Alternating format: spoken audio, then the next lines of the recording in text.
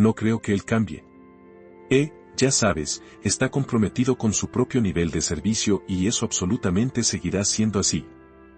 El mundo real se tambalea mientras surge una revelación impactante del hombre más cercano a la princesa Ana. Durante años, ha permanecido en silencio, observando cómo las luchas de poder se desarrollaban a puerta cerrada en el palacio. Pero hace solo unos instantes, reveló un secreto sobre la reina Camila tan oscuro que podría cambiar para siempre la manera en que el público la percibe. ¿Qué grietas expondrá esta revelación? ¿Y por qué tardó tanto en salir a la luz este secreto? Acompáñanos mientras descubrimos la sorprendente confesión del marido de la princesa Ana sobre el secreto más oscuro de Camila. La ruptura que lleva siglos latente. Imagina a dos mujeres reales unidas por la familia, pero mundos aparte en carácter. Y el resultado no es otra cosa que una tensión constante con una historia hirviendo a fuego lento. Esa es la esencia de la relación entre la princesa Ana y la reina Camila. Su historia nunca ha sido de calidez ni de cercanía fraterna. En cambio, su relación ha estado marcada por la desconfianza y la rivalidad que todavía resuenan con los años. Sin embargo, la discordia entre Ana y Camila no surgió de la noche a la mañana. Llevaba décadas gestándose y comenzó con un enredo romántico en los años 70. Cuando Andrew Parker Bowles y la princesa Ana iniciaron una relación. Aunque nunca se casaron debido a las restricciones reales en torno a que Andrew era católico, había un afecto genuino entre ellos. Y cuando Camila y Andrew se reencontraron y se casaron en 1973. Se dice que a Ana le resultó difícil aceptar ver en Buckingham Palace a la mujer que se había casado con su antiguo amante. Pero Camila no se detuvo ahí. Siguió adelante y se casó con el hermano de Ana, Carlos, 32 años más tarde. Aquellos enredos iniciales dejaron un sabor amargo en la boca de Ana. Según fuentes internas, Camila parecía sentirse intimidada por la presencia de Ana durante años. Pero mientras encontraba difícil sobrellevar el carácter de Ana, la ignoraba por completo. Avancemos hasta la coronación del rey Carlos, donde Camila empezó a preferir que la llamaran simplemente reina en lugar del título tradicionalmente prescrito de reina consorte. Si había algo capaz de hacer perder los estribos a Ana, era desafiar el protocolo. Y así declaró sin rodeos que Camila no era reina, sino consorte de la reina. Las tensiones empezaron a encenderse entre las dos mujeres. Y aunque después se aseguraron de mostrar cortesía siempre que estaban en público, quedaba claro que lo hacían únicamente para mantener el decoro real. Años después de que su relación con Sir Andrew Parker Bowles terminara, la princesa Ana conoció a Sir Timothy Lawrence. Pronto se casaron en una hermosa ceremonia, y fue Sir Timothy quien descubriría más tarde el secreto más oscuro de la monarquía. ¿Pero quién es Sir Timothy? ¿Y qué secretos se escondían tras las puertas del palacio? La gota que colmó el vaso. Sir Timothy Lawrence nunca ha sido un hombre fácil de perturbar. Fue vicealmirante de la Marina Real antes de casarse con la princesa Ana. Así que se conduce con la disciplina de alguien que había pasado una vida en el mar. Desde que entró en la vida real en 1992, rara vez ha buscado atención. Su papel siempre había sido sencillo: proteger y apoyar a la monarquía y mantenerse alejado de las intrigas palaciegas.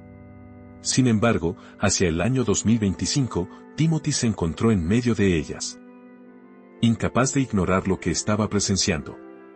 Durante años había observado desde la barrera cómo la presencia de Camila crecía en la casa real. Al principio, desestimó las mordaces críticas de Ana como parte de su carácter naturalmente duro y difícil. Sin embargo, con el paso del tiempo, Timothy notó un patrón inquietante. El comportamiento de Camila no era solo irritante. Parecía calculado, como si cada movimiento fuese un paso más en una escalada. Y una vez que comenzó a sumar 1 más 1, todo empezó a cobrar sentido. Por supuesto, estaba la historia de los romances de Camila y de cómo lentamente la llevaron al palacio.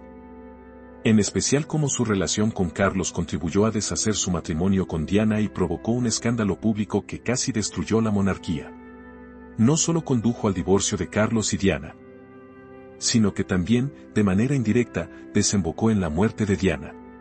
Para Ana, que valoraba el deber y la familia por encima de todo, esas traiciones eran inolvidables. Y estaba convencida de que Camila no era apta para el papel que había reclamado, sobre todo después de que Andrew le confesara en privado a Timothy que Camila había desatendido a sus hijos y, en cambio, se había inmiscuido en el matrimonio de Carlos y Diana. Pero eso era solo el pasado. Y aunque ella había permanecido comprometida con su matrimonio, Timothy se dio cuenta de que había algo más en juego en el presente. Desde que la salud de Carlos comenzó a debilitarse, Timothy notó un cambio en la actitud de Camila. Era sutil. Pero en reuniones y encuentros familiares, Timothy percibió que Camila había dejado de lado el papel de consorte de apoyo y había empezado a hablar en nombre del rey. Se inmiscuía en conversaciones sobre la ley de regencia y la planificación de la sucesión, actuando menos como una compañera y más como una monarca en espera. Su costumbre de dar consejos no solicitados a Guillermo y, sobre todo, a Catalina, aleccionándolo sobre sus funciones, le resultaba a Timothy presuntuosa. A él le parecía un exceso, y a Ana la enfurecía. Pero quizá la ofensa más personal fue la manera en que Camila gestionaba el tiempo de Carlos. Bajo el pretexto de proteger su tranquilidad, limitaba cada vez más las visitas de los miembros de la familia. Ana regresaba a casa frustrada tras otra reunión cancelada con su hermano, culpando a Camila de haberla excluido. Incluso las pequeñas reuniones familiares en Clarence House parecían reducirse, con Ana a menudo fuera de la lista de invitados. Sin embargo, eso no era todo. Timothy también observó el modo corrosivo en que Camila utilizaba las palabras. Le decía a Carlos: Ana está tan ocupada con sus caballos y sus obras benéficas que no entiende las presiones del liderazgo real como nosotros. A los cortesanos les confiaba preocupaciones sobre que Guillermo fuese demasiado moderno, como si tratase de sembrar dudas sobre el propio hombre que heredaría el trono. Cuando esos comentarios se filtraban, quedaba claro lo que eran: intentos de envenenar el pozo para colocarse como la única aliada fiable del rey. Finalmente, estaba la cuestión de los medios de comunicación. Timothy no pudo pasar por alto los titulares elogiosos que empezaron a aparecer. Eran del tipo: el firme liderazgo de Camila, la reina que mantiene unida a la monarquía.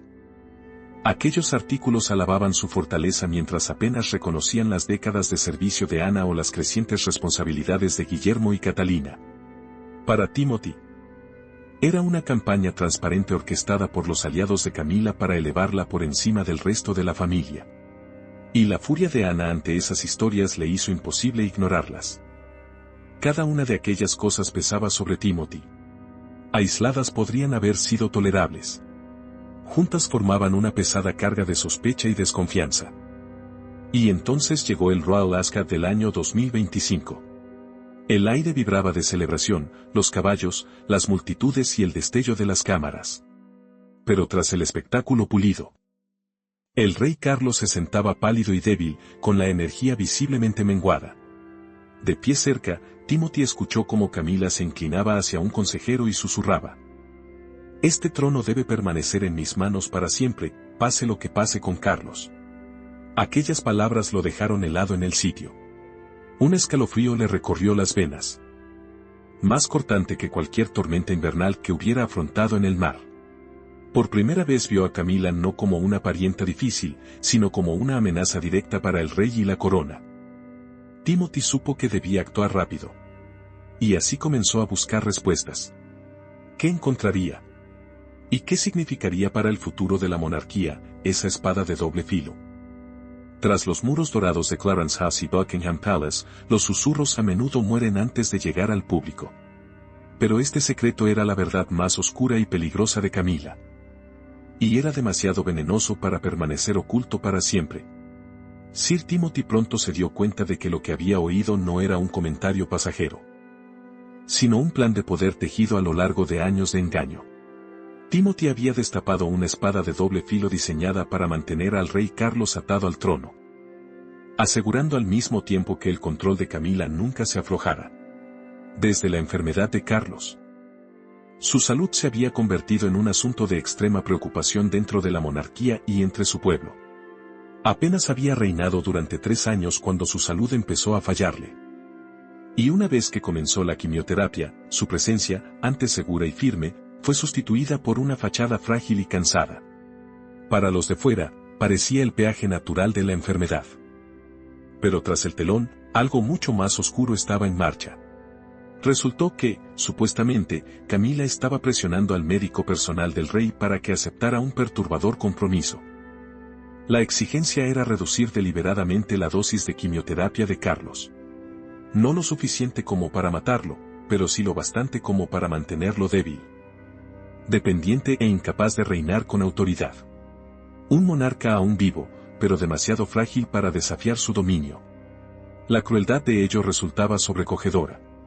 Según las pruebas impactantes, Camila dejó sus intenciones escalofriantemente claras. Manténlo vivo para las cámaras, pero débil para mí. Si te equivocas, si hablas, arruinaré tu vida y la de tu familia. Esa no era la voz de una esposa afligida y solidaria. Era el cálculo frío de una mujer decidida a ejercer un poder sin límites. Y el médico, acorralado por amenazas a su carrera y a su familia, tuvo poca opción más que obedecer. Si la manipulación médica aseguraba el control de Camila sobre la salud del rey, la segunda parte de su plan apuntaba a algo aún más personal. El legado financiero de la princesa Ana. Débil tanto física como emocionalmente, Carlos estaba siendo presionado por Camila para firmar un conjunto de documentos de poder notarial. En apariencia, parecían inocuos, simples papeles rutinarios. Pero la verdad era devastadora. Los documentos habrían transferido ilegalmente el control de los fondos benéficos y de los bienes heredados de la princesa Ana, recursos que le fueron confiados por la difunta reina Isabel II ir. Espaldados por la asignación soberana, directamente a las manos de Camila. Para Ana, esos fondos no eran meros números en un libro contable. Representaban décadas de lealtad e independencia. Financiaban hospitales, programas comunitarios y organizaciones ecuestres que significaban mucho para ella. Al arrebatárselos, Camila no solo se estaba enriqueciendo. Estaba robándole a Ana su identidad y su legado. Según se afirma, Camila chantajeaba emocionalmente a su esposo interpretando el papel de la cónyuge sufrida. Insistía en que garantizar su seguridad financiera era el deber del rey. Y para un hombre consumido por la culpa y la preocupación, no le quedaba más remedio que ceder. Entonces, ¿cómo salió a la luz esta peligrosa telaraña? No fueron únicamente las sospechas de Sir Timothy las que desenmascararon a Camila. Fue la valentía de un hombre aterrorizado. Edward Thompson, un sirviente de bajo rango en Clarence House, llevaba mucho tiempo presenciando los susurros y amenazas que rodeaban los asuntos privados de Camila. Durante años permaneció en silencio, temiendo las consecuencias. Pero cuando la vio amenazar al médico del rey con palabras tan afiladas como una hoja, comprendió que callar ya no era una opción.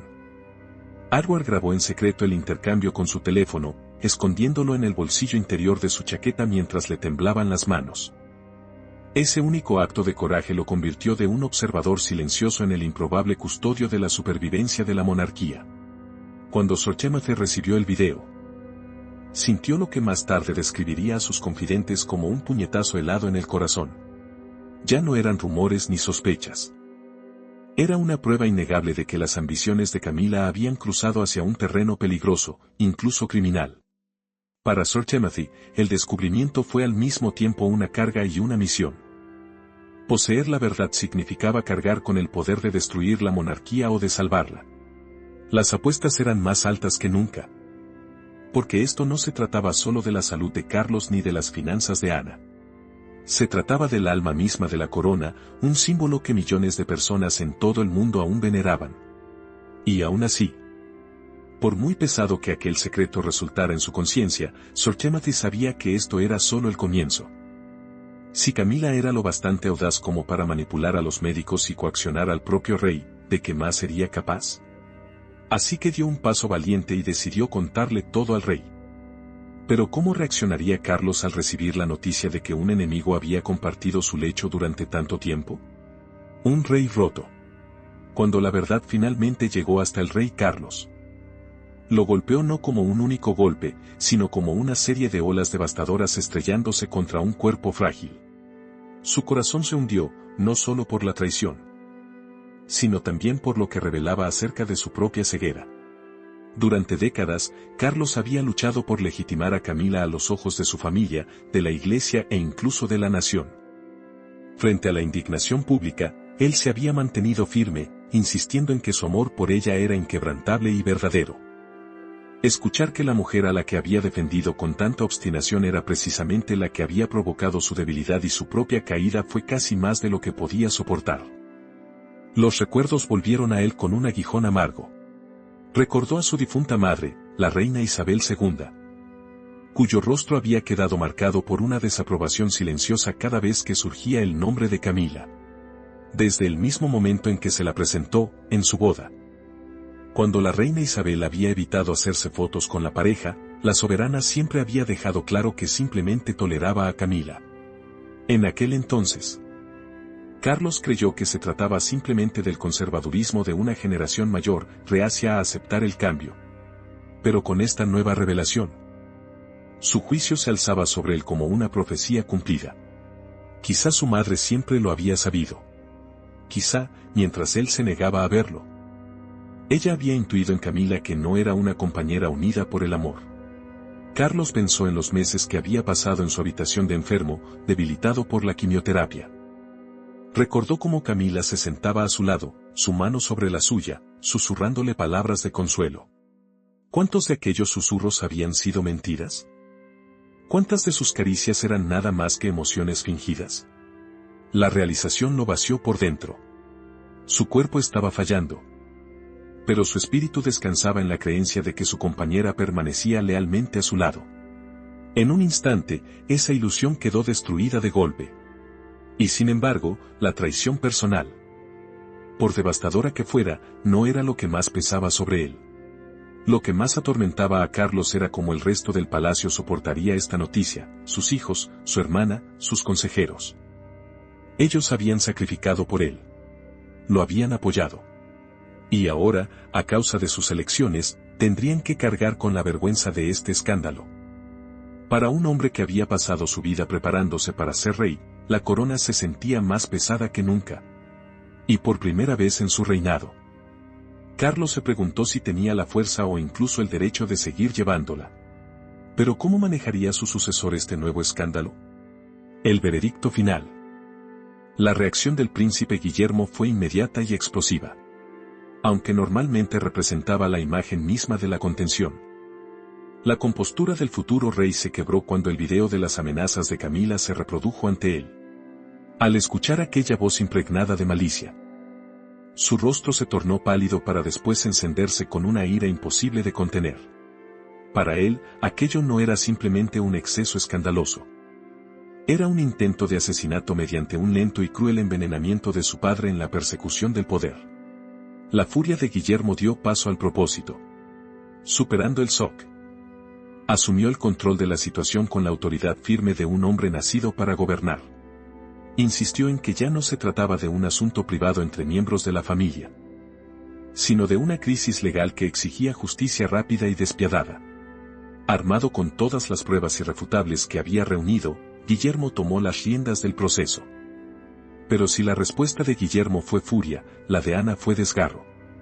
La normalmente estoica princesa real, conocida por su férrea voluntad y su inquebrantable entereza, se derrumbó en lágrimas mientras las pruebas desfilaban ante ella.